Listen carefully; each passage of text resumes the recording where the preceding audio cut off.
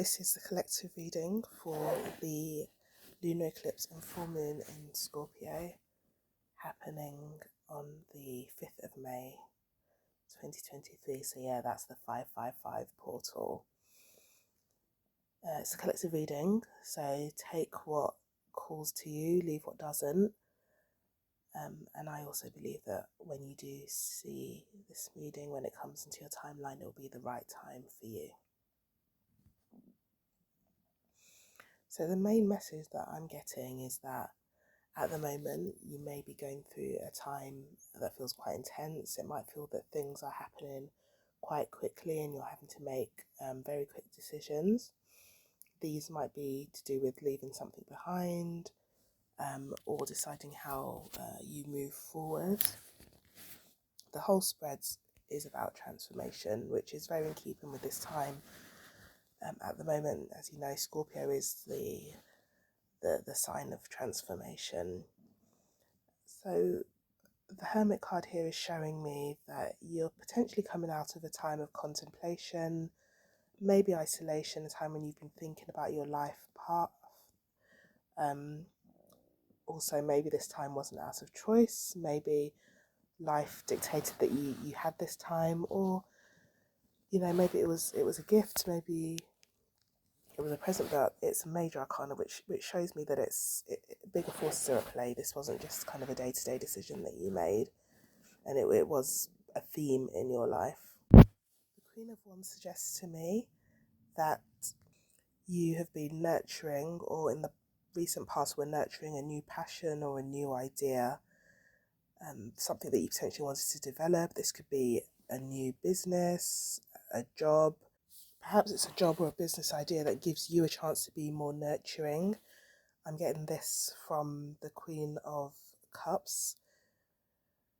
Or perhaps something that gives you a chance to work more intuitively or to be more in line with your emotions or help other people with theirs.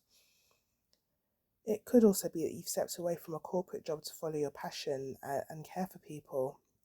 The Fool here shows me that you made a brave decision, or perhaps you bit off maybe a bit more than you could chew, but it's working out for the best.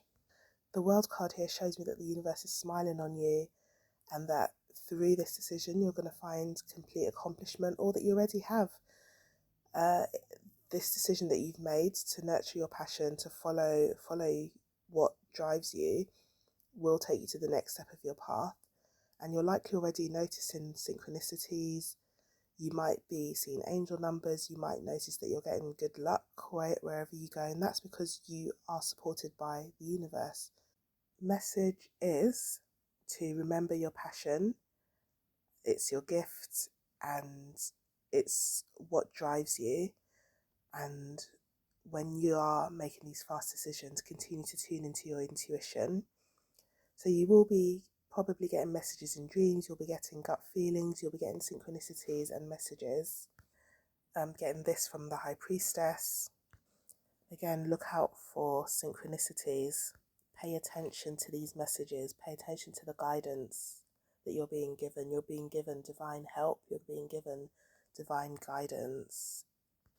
The outcome card is Death, which shows me that this will be totally transformational. It will lead to a new life. This new life will be abundant. We've got the Queen of Pentacles here, so it shows that you've gone from nurturing a passion to nurturing those gains and the earthly manifestation of your dream. But I also see not just physical and material abundance, but also a change in the way you process emotions. There could be a healing of wounds or a better understanding of why you feel and react to the way you do. There could be a healing of karmic debts. But all in all, this is a new life. This is a new way of being inwardly and outwardly, and it's just a beautiful message. At the bottom of the deck, we have the Six of Wands, which confirms that this ending, this outcome, it's not an ending because the journey goes on, but it confirms that it's victorious. Sometimes the Six of Wands isn't a long-lasting victory, but it is victory. It's public acclaim. It's you being celebrated. The message here, though, is to continue the work. The Page of Cups, so this kind of work and observation and learning about your emotions and your intuitions and your relationships, is still a student. So, you know, it might be that you've done the first layer of the work, but you might need to keep peeling back the layers like an onion, maybe do some inner child work. And this message is supported by the Six of Cups.